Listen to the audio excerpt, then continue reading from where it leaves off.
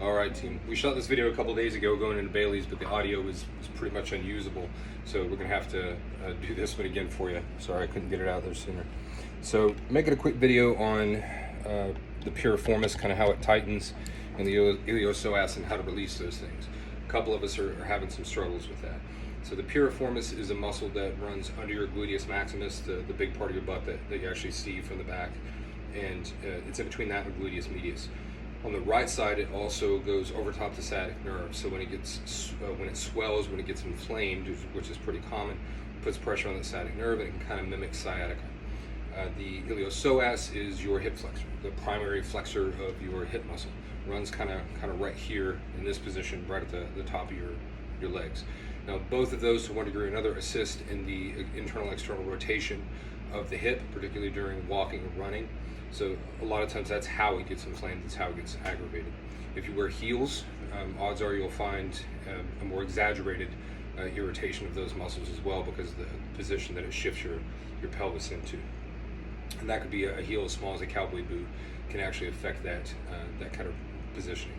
So we're going to look at how to release those two muscles. The piriformis is tough to get to because the gluteus maximus is one of the thickest muscles in your body, and it's really hard to massage the piriformis because it's under that. So it's pretty uncomfortable getting to it, but we'll look at how you can do that. The iliopsoas is equally uncomfortable to trigger and to get some pressure on, but it's a lot easier to get to. So if you have a kettlebell, that's perfect, and I'm going to show you how to do this with a kettlebell. If you don't have a kettlebell, a hard ball like a lacrosse ball or a cue ball for pool, that might be a little hard, but something that hard is going to be what you need. So we'll take a look first at the piriformis release, so you can see down here. So kettlebell.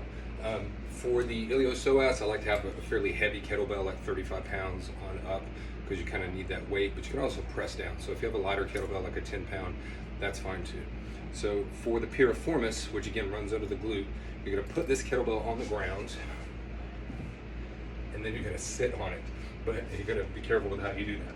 So I position my hip kind of right beside the kettlebell, then I lift up and put my glute right on top of that. You want to move around until this feels really bad. And then when you get that kind of intense pressure feeling, just kind of let your weight sink into that.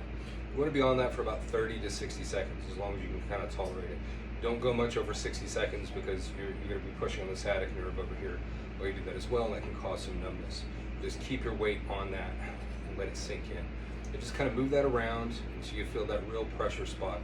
Your gluteus maximus doesn't get a lot of intense pressure from this, but the piriformis does, much smaller muscle. So when you hit that spot, you're like, oh crap, that's probably your piriformis. And just keep your weight on there.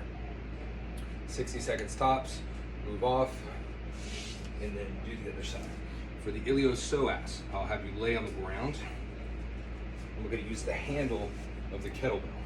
So we'll lay down. Remember, we've got that position where the iliopsoas goes kind of over your hip. Put that handle on there, and if you get like a 35, 40 pound kettlebell, something that heavy, the weight alone will start to pressure this. And kind of like with the piriformis, you want to move it around until you find that really kind of intense spot. This is a pretty light kettlebell, so I'm pushing down on it to kind of trigger that iliopsoas muscle. And again, I'll keep that there 30 to 60 seconds, but not much longer than 60 seconds. Just keep that pressure on there. And you can move the handle of the kettlebell around kind of like a teeter-totter, and you'll feel the pressure shift from one end of the length of your iliopsoas to the other. And get that loosened up. This is a good thing to do in particular before you run or before you go for a walk, to kind of trigger those. You don't have the same risks that are associated with static stretching if you do this cold. It's just kind of some trigger point therapy. So okay to do that when you're not warmed up. So again, piriformis and iliopsoas, they both assist with internal external rotation of your hip as you walk, as you run, so that can affect your gait, and that's in particular when they can get really aggravated. So if you're having those issues, just do this trigger point stuff once, twice a day, and you should find a pretty good relief of those symptoms after about a week or so.